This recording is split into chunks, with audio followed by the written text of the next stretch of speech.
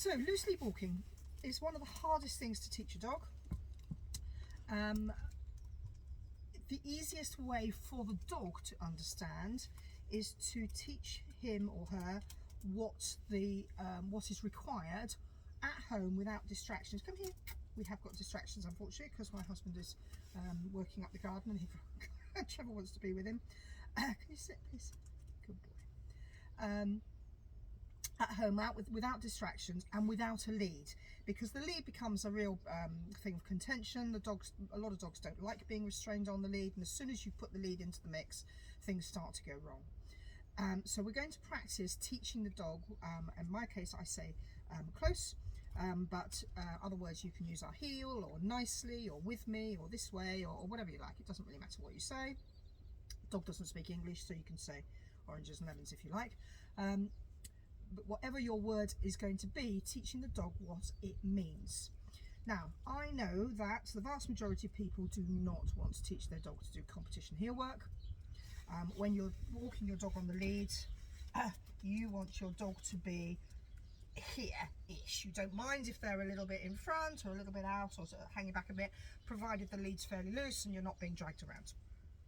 However, that is a very woolly grey concept for the dog to understand.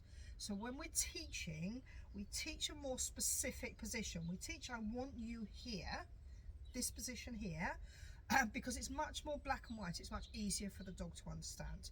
Once they've got it and you're actually able to walk around on there, you can just let it slide and it really doesn't matter. And they're going to have either make mistakes or just go a little bit out, and they're going to discover that nothing dreadful happens and that it's going to be much more sloppy, and that's fine. So that's all you want. Cool. So there are several ways of teaching this. I know at least 10 different ways, but I'm just going to show you a couple here. One of the ones is with a lure. So a lure is what it says on the tin. I've got a treat in my pocket, in my hands rather, and I'm going to put this treat right on the end of the dog's nose and use it to move him like a doggy magnet to pull him around where I want him to go, and then mark yes and reward him by releasing it into his mouth as soon as he gets into the position I want him to be. So now Trevor doesn't know this, so it is going to be quite quick with him. Here is the lure. I'm going to use it, moving it quite slowly round till he's in position. Yes, good boy, and letting him have the treat.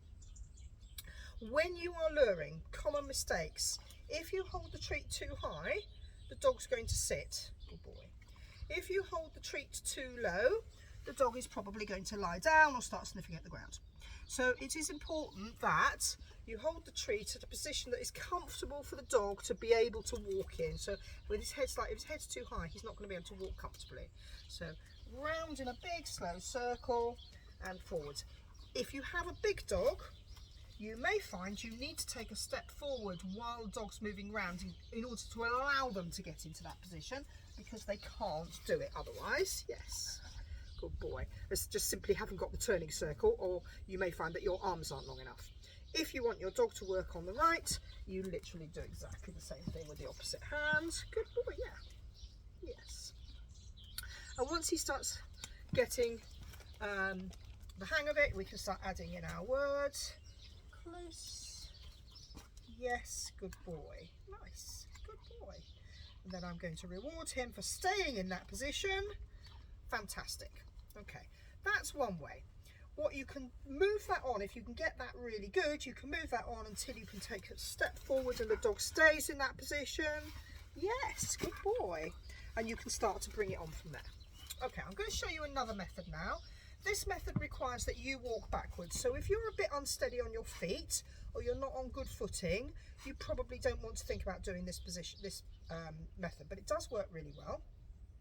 And I'm going to walk backwards with the dog in front of me, coming towards me, and then I'm going to pivot so that the dog is on the correct side. Now this takes a little bit of thinking about. So the dog, I'm going to show you in different directions. So the dog is coming towards me.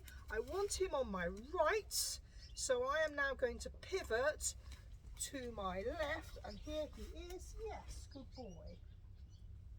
Okay, I'll show you that coming back towards you. So dog's coming towards me, I'm going to pivot, and there he is. Yes, good boy. And I could show you sideways, I suppose, couldn't I?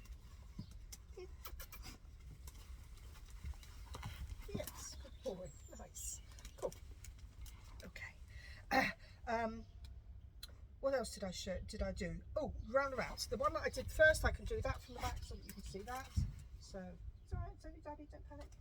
We can go round, add into position, yes, good boy. Go forwards, round, into position, yes. Good boy. Just chucking the treat forwards to reset him. And from the side, oh, we can do it this way. Go on, round. Into position, yes, nice, good boy. Cool. Good dog. That's lovely. Well done, very nice. Here is another way of teaching it. I quite like this way. This way, instead of moving my arms around or moving myself, I'm just going to move the dog. I'm going to stand still. If you've got a very small space, this might work for you better.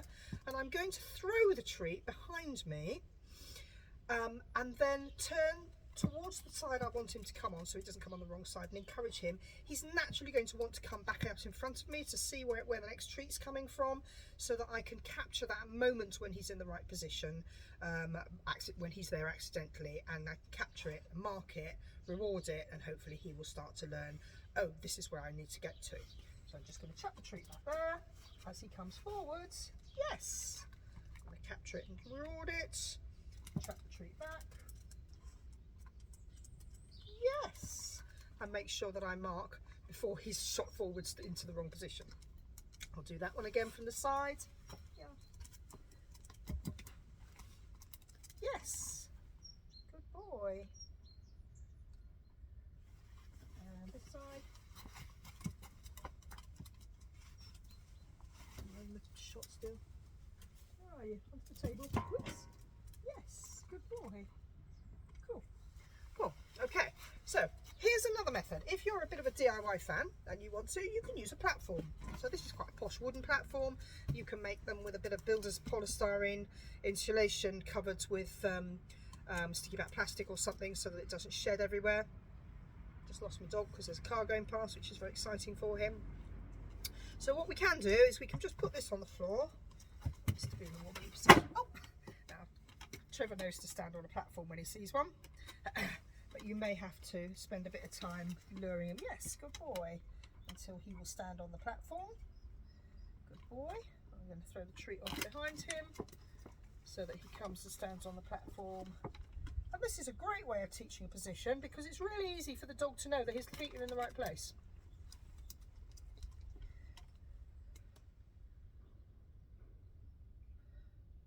But you're not quite in the right place, are you? Because we've only got front feet on at the moment. Oh no, oh no.